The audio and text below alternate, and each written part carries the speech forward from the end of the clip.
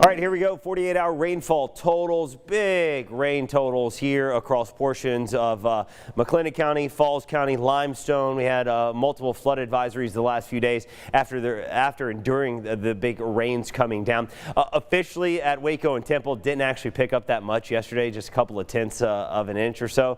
But just to the south, I know areas around Hewitt and then off towards Golinda, Marlin, towards Thornton. You guys, Mejia, lots of flooded roads as the rain totals the last 2 days.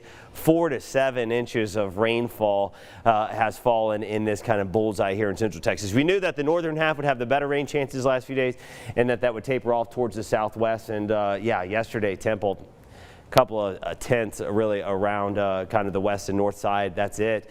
I saw even less than a tenth of an inch out south of the airport, but east of I-35, I know you're saying, wait, I got plenty of rain. There were more downpours, and that's how it happens sometimes. We were on the southern end the last few days of that broken line, so we'd get a downpour and maybe just some lighter rain after that. So that's why we don't have big totals here for the month for Waco and Temple, is because officially at the airport the last few days, didn't really see that much. Almost 2 inches on the month so far in Temple, just over an inch in Waco. Now, thankfully, we did see big rains in the month of May.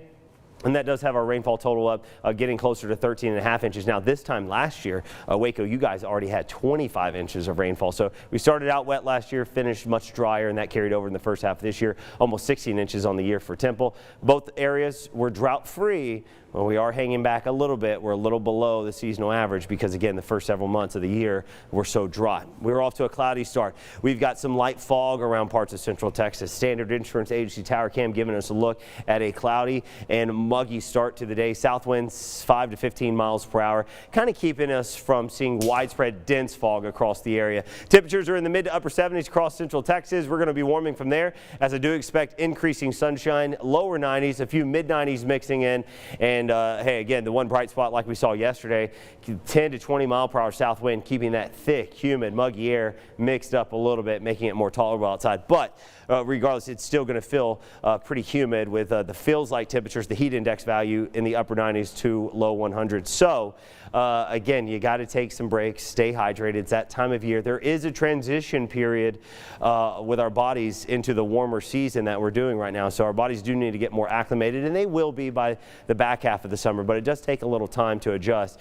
And the heat, again, it's pouring on. Why? Because we have an area of high pressure developing to the southwest. That will shift a little more to the west as we go late weekend and the early part of next week. We're still staying hot, but maybe get a disturbance or two to ride the eastern periphery of the high pressure. Could bring in some low rain chances. Here they are in your 7-day forecast. They're low, but they are right there for Sunday into the early part of next week. Maybe the next chance we could see some wet weather in parts of Central Texas.